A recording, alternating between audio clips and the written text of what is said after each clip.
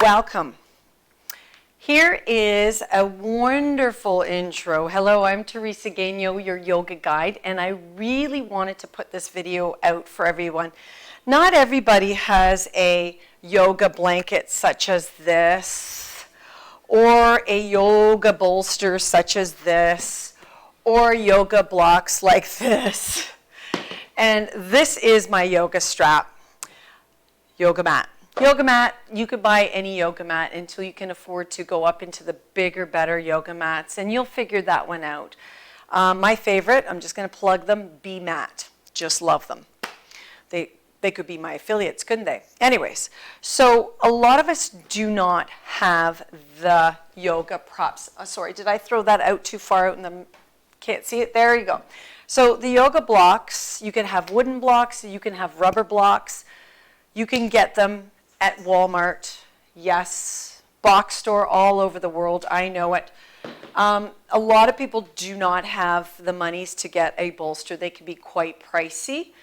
And Mexican blankets, you can buy them online, and sometimes they're hard to find. And if you don't have all that money floating around to go get everything right off the hop, then I'm just going to give you a couple of suggestions, okay? So first things first, yoga blocks. If you are a reader and you happen to have the same size, almost, same size books, maybe you read those Harlequin romance novels, woo! So that could be the beginning of your block, and you've read all those books. You can go to any of those stores and buy used books, and if that's more inexpensive than going to the big box store to buy a yoga mat. But how do I put those blocks together is the question. It's called painter's tape. So technically, you can begin by just looking around your house and formulating, like just putting it together. Get crafty. And I know a lot of you out there like to do that. And you're like, I made all my yoga props. Literally taping them together so that they are stable. And like all the way around, so you have your stable yoga block, okay? So being creative. Mind you, though, the tape, if you wanted to reuse those books, it's going to rip the covers off. But this is what I'm saying. You do you. What can work for you today so that you can get your practice started? And you need 2 blocks. You want to have 2 blocks. So there you have it. Of course, I'd fully wrap that so it's really stable. So having your 2 yoga blocks, absolutely. That's a necessity. Okay. Now the other one is the yoga strap. Well, as you can see, you could go to the box stores and buy a yoga strap. I don't like them because they have sharp edges to them, so I utilize a karate belt. You can ask all your local karate studio places, hey, can I have one of those? Or you could go to the Goodwills or all those reused, repurposed clothing stores. Guaranteed you're going to find a yoga belt. Best yoga belts I've ever used in 3 decades are karate belts. And or, you know, the ugly tie that your husband refuses to let go of? I wonder where my tie is, honey. I don't know. It's called the yoga tie.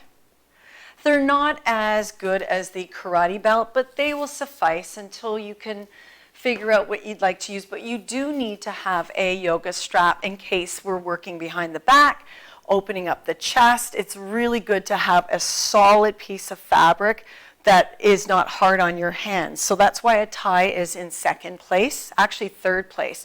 I don't have the 2nd place. This is 1st place, karate belt. 2nd in place would be a terry cloth house coat belt.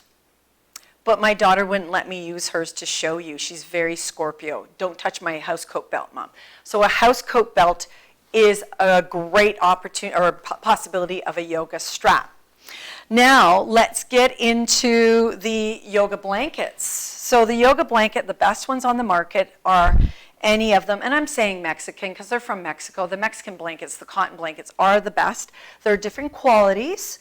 The cotton and polyester mix are really great. They wash up nicely. I would use that. If you don't, Costco, big box store, the biggest bath sheet, towel, pool towel you can possibly get will suffice.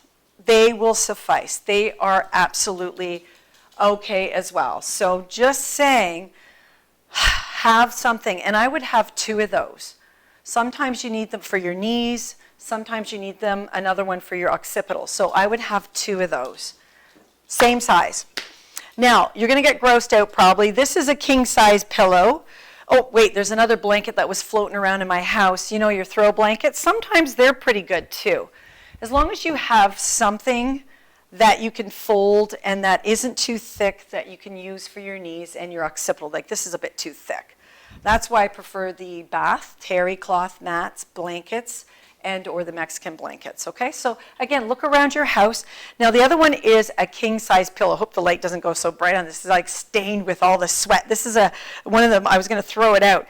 But bolsters, can't afford them. They're $100. I don't want to say can't afford them. They're just expensive, and if you don't have $100 to go get a bolster, just don't worry about it. Roll up a king-size pillow, literally. Look at that. But you do want to have at least some string, ribbon, something, or some old fabric around the house so that you can tie it up. Literally, give it a tie on both ends. I happen to have this around, so you'd be surprised at what you find. You got to roll it. And it might take 2 people to roll your bolster. I want to make this short, sweet, and lovable, but sometimes it's just tying things up doesn't really happen. So when you find that pillow and you roll it up, it's a lot cheaper than a $100 bolster. And I would also put another string in the middle. And then if it's a stained one like this one is kind of gross, it's not really, we do sweat. You could put a pillowcase over it. And then you can have your amazing bolster. Like literally, there's nothing saying that you cannot do this unless you need someone to help you tie it. All right, you get the idea of it, right? So there you have it, your bolster. Bolster, yoga strap, yoga blocks, yoga blankets. You are set for practice. Look around your house, go to your neighbor's house, ask them for stuff. Don't be afraid to be creative. Be creative. The yoga practice is meant for you to be you and to be real and to be authentic. And sometimes that means just kind of like looking around and seeing what you got to support yourself. From my light to your light, yoga is the option we all have. And saying you don't have the props to do yoga is just, you know what I'm talking about, just another excuse. So please invite your space, so like make it inviting and invite all those handmade little props or those things around the house. Be the change that you want to see in this world by not giving up. Choose to be creative. Namaste. I hope that finds, well, you get it, because you've got it. Namaste.